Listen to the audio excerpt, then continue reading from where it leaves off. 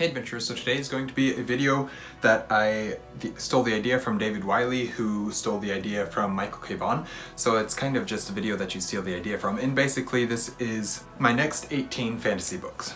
And these are specifically 18 fantasy books that I have on my shelves physically, that I have pulled off my shelves and intend to read, maybe not exactly next, but they're the ones that I will probably be basically this is the pool that I will most likely be pulling from if I need a new fantasy book to read. So I'll just go through the list. Most of these have been on my shelves for longer than they need to be before having read them. Some of that's because I've been sent them by the authors. Some of them are just they've been sitting on my shelves for years or something like that, and I need to get to them. So that's kind of where this comes from. But basically it's just letting you know as viewers where my physical reading will lie in the coming months. So to start off, we have The Circle by Ted Dekker, or that's the series. I just grabbed the first book, which is black. I have the full series in a omnibus edition or bind up. I'm not sure which it is, but I do have these, and I would definitely really like to get to these. I think this is, from what I understand, it's kind of allegorical, and so it's Christian fiction, Christian fantasy, and a little bit of world hopping or alternate realities or something like that, and so I'm interested to see how all this works. I haven't read them yet, so I don't know if I'll like it or not, but I do plan to read it. The next one I have is, and these next next four, I guess, is all that I've listed, are Arthurians, and these are ones that I want to read for various reasons. This first one, MDs Curse by Ian McDowell. I want to read it because it's Arthurian, but also because I recently read The Once and Future King. And one of the things, I had lots of problems with that, as you'll see in my review when that eventually comes out, but one of the things that I really liked about The Once and Future King was the character of Mordred. I didn't like the character of Mordred, but I found him to be a very interesting character and one that I would like to explore more. And so MDs Curse is a perfect opportunity to explore that character more. Then I have the Aran Romances by Chrétien de Troyes, and this is kind of essential Arthurian literature, because this is basically Chrétien de Troyes is the first person who is the creator of the character of Lancelot, and I think it's the creator of the character of Lancelot, and definitely the one that brought him to prominence, as well as a lot of stuff. But basically these are Arthurian romances.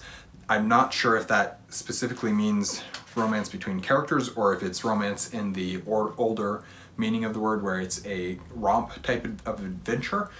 So I'm not sure which that is, but I do want to read those as well because I love Arthurian literature. Then I have The Pendragon Cycle by Stephen R. Lawhead. This is one that I've had on my TBR to read basically this entire year and haven't gotten to it yet, largely due to the fact that I'm a very slow physical reader. But this one I do want to get to as soon as I can because it's Arthurian and I've heard that it's good, and it's currently being adapted, and so I want to read the books before I watch the adaptation. I don't know that I will at this point. And then the last Arthurian that I have on the list is The Winter King by Bernard Cornwell. This is historical fiction. It's like a historical fiction retelling of King Arthur's tale, and I've heard that it's incredible. Basically everybody that's read this loves this book, and so I want to read it and see if I like it as well. Continuing right on through, now we get into my list of self-published books, and there's quite a few of those on here as well. But we've got Nicholas Raven and the Wizard's Web by Thomas J. Prestopnik. This is volume 1. I have all 3 volumes. It's an epic fantasy series. The author sent it to me, and I want to read it for that reason as well, but I did promise that I would give an honest review once I had read the books, and I wanted to get to them sooner rather than later, and it's already later, so I want to get to them. It does sound like something that might be right up my alley though, so I am excited to get to those whenever I do get to them. Then I have The Elementals by Abby Latanzio. This is one that is it's a small publishing house, or small publishing company called Curious Curls Publishing, and the editor, I think, for that publishing company reached out to me and asked if I'd like to read and review this book. I said sure. It's one that, after looking into it a little bit, it sounds like it might be right up my alley as well, and that it's basically about 4 brothers with elemental magic. And I like elemental magic. I do like seeing brotherhood, themes of brotherhood, and I hope that this one does it well, and I'm excited to read it, and I'm excited to support smaller publishing companies when I can. Then I have The Wickwire Watch by Jacqueline Hagan. This is one that I probably wouldn't know about, except that Tori and Kayla and Andrew have all talked about it and seem to love it. And just in the SPF 09 competition community, it seems to be being very well liked and very much seems to be that everybody is enjoying this book. It's kind of convoluted wording, but that's the case, and I do want to read it. Tori pitches it as Oliver Twist meets Howl's Moving Castle, and I'm not entirely sure what that means or how that works, but I'm very intrigued by that pitch, and I want to see if I enjoy it as much as everybody else is, and I think that I will. Then I have Tribe of the Accord by Sean Michael Stone. This is one that is a prehistoric fantasy. Again, the author reached out to me and asked if I'd like to read and review it. I told him I would. I can't promise that I'll get to it anytime soon, but I'll give it an honest review once I have read it. And I would like to get to this one before the end of the year. I don't know that I will, but I would really like to try.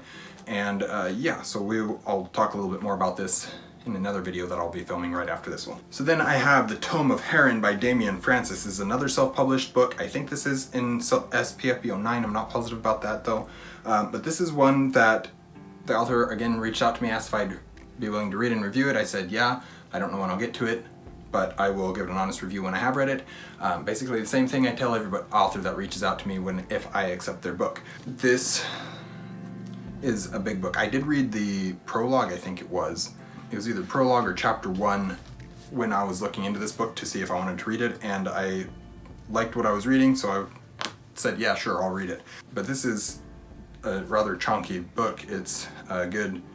I mean, it's weighty, but it's also 563 pages, and it doesn't look that thick. It looks like 400 pages, and it's just very heavy, but I do want to read that one. Next, I have Umbridge by Derek Bailey. This is the author of Digitarum, which is the first book that I've read by him. I've had some great interactions with the author. He sent me this book as well as Digitarum, and I'm really hoping that I love this one as much as I loved Digitarum. Just very fun. Digitarum was super fun, and I'm hoping that I have the same amount of fun with Umbridge as I did with Digitarum. Next one, and the last of the self-published fantasy that I have on this list, is Erudite by Tracy M. Joyce. This is Tales of Alekai, a companion series to the Chronicles of Alekai. This is a book that, again, self-published, SPF 09 book. The author reached out to me, asked if I'd read and review it. Again, I said yes. So that's basically the same story with all of these, but part of why these are all on this list is because I do want to get to them as soon as I can, and I know that they're ones that I need to reach for as sooner rather than later. And of course, as I already mentioned, it's already later. So I need to get to these as soon as I can. But I am interested in reading this one. It seems like, let's read a little bit about this. Erudite's newborn sister is disfigured, and her father has decreed that her fate lies at the seat of the gods. Erudite knows what that means. He wants her sister dead. And so that kind of, there's more to it there, but that's just enough to tell you a little bit about why I am interested in this. Again, the sibling relationships, stuff like that, and it's interesting to me. I'm hoping that I enjoy this one. Next, we have The Last Unicorn by Peter S. Beagle. This is a classic fantasy story. I don't know much about it other than that I think I watched Daniel Grain review this at one point, but other than that I really don't know anything about this. The reason why I picked it up is because I knew the name and I had seen it around, and it was on my list, my TBR list. That is just anytime somebody mentions a book that sounds remotely interesting, I write it down in case I ever want to come back to it. But at Barnes & Noble is buy one get one 50% off, and so it's a great deal, so I got this one. Then I have Assassin's Apprentice by Robin Hobb. This is the Farseer trilogy, and the Realm of the Elderlings as a whole is one that I've needed to get to for years now. Basically, ever since I started BookTube, I have heard about the series, and people have been telling me to read the series, and I've wanted to read the series. I have I have all 3 books in the Farseer trilogy and one of the books in the Liveship Traders trilogy, and so I can get started on this series whenever I want to, and it's too slow physically too slow of a physical reader to make progress fast enough to actually get to this book, but I do want to read it.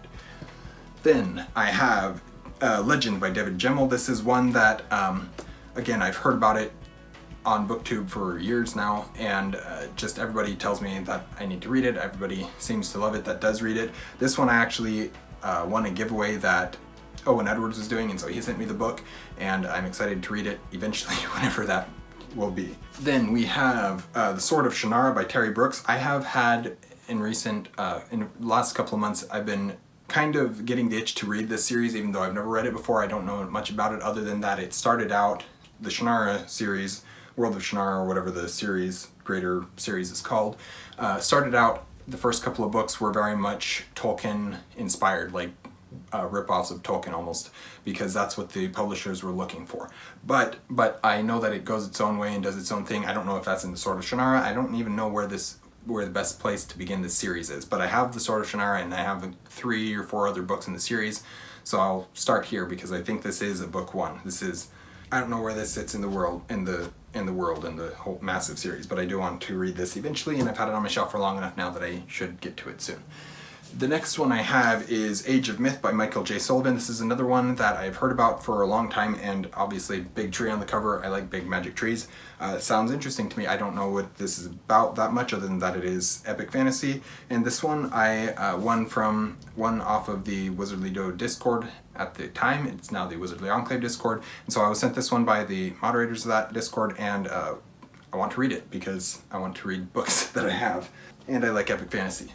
The last one that I have on this list, I have a whole bunch more fantasy books on my shelves that I need to get to as well, but the last one that I have on this list is Half Human Heroes, a fantasy anthology edited by Jeremy Fee. This is a short story anthology written by booktubers, essentially, with a foreword by Dr. Philip Chase. It's got stories by Mason Addy, P.M. Brown, Dane Cobain, Jeremy Fee, Jessica Haas, Liam Cutie Hall, S.D. Houston, Capel Yosef Kark, Margaret Pennard, and David Wiley. And several of those people I'm good friends with on BookTube. The rest of them I at least know their channels by name, and do want to get to this collection at some point because I fully expect that I'll love most of the stories in this, if not all of them.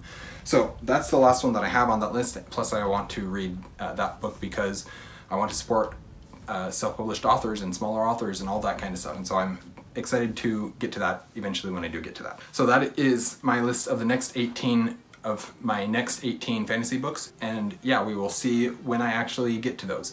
Thank you guys for watching an Erudite Adventure. We post videos every Monday and Thursday and have our social medias linked in the description down below. We will see you guys again soon. Stay warm.